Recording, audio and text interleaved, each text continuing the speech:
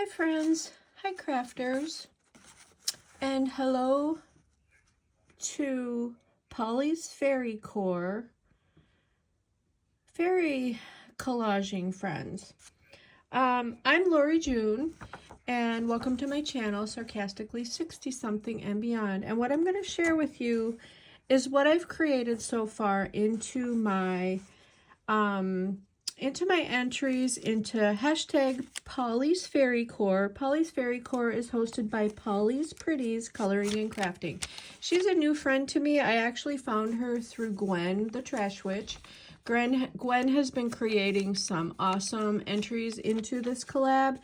It's a 28-day collab, and Polly gives prompts daily. And I'm jumping in like about right in the middle or beyond the middle. I started this a few days ago. I was just intrigued after seeing Gwen's creation. So anyway, here is a little booklet I have created. I tore an old book apart. The book was horrid, actually. It was called The Blue Fairy Book. And I got it from a discard pile at the library. Some of the illustrations are wonderful. As you can see, I've really torn this book apart. The storylines were unusual. They're fairy tales, but they're kind of dark, and some of them are really creepy. I mean, there's the traditional Little Red Riding Hood and the Sleeping Beauty in the Woods, Cinderella, or the Little Glass Slipper. But they're not the true like Disney sort of stories that we think of. And some of the illustrations were really disturbing. Anyway, so I've utilized this book. Here's the image here. I think that looks like Hansel and Gretel to me. But I took the black and white images that I thought were cool, and I've just collaged them into this little booklet. I just liked some of the, the wording, Open Sesame, and this is not complete by any means, I mean.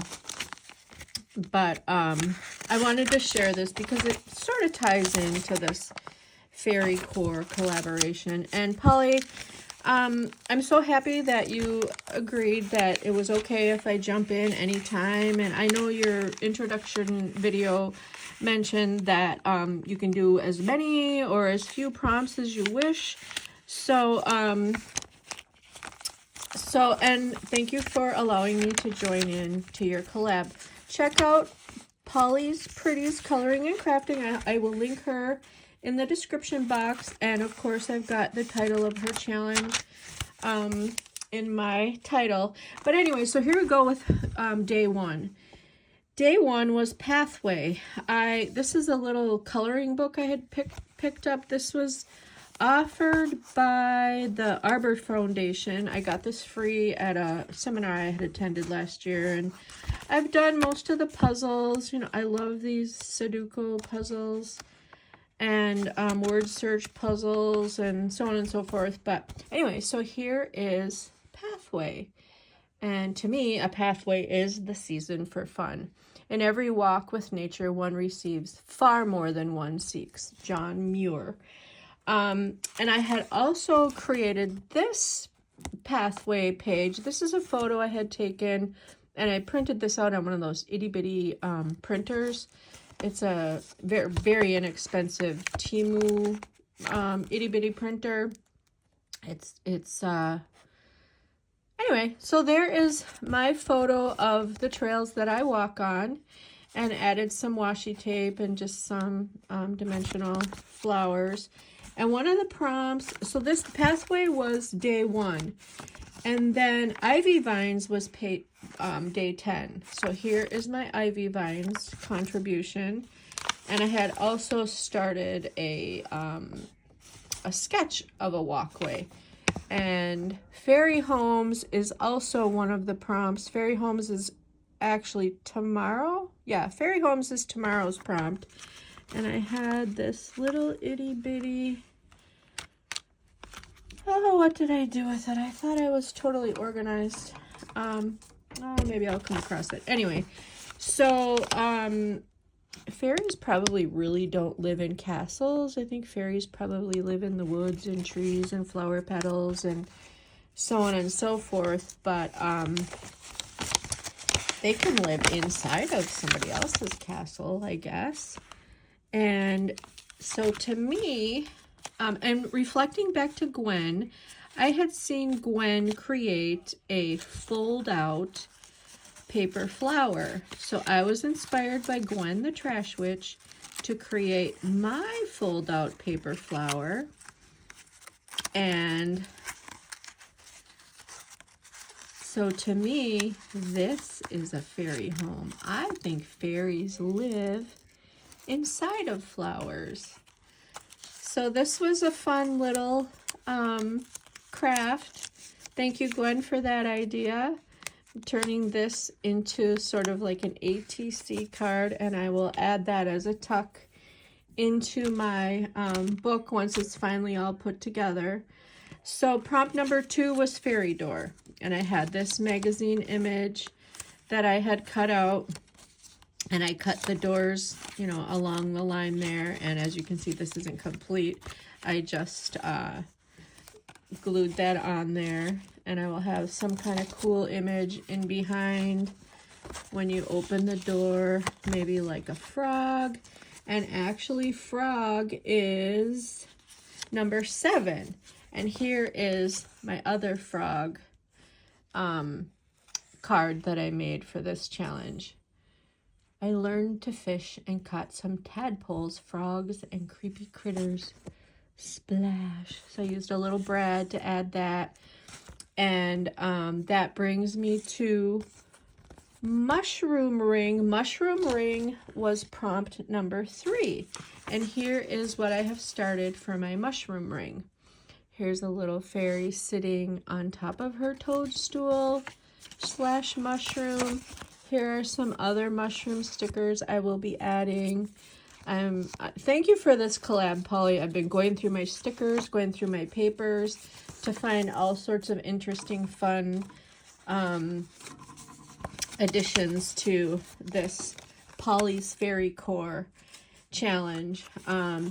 This could also tie into the Ivy Vine and as well as Sparkle.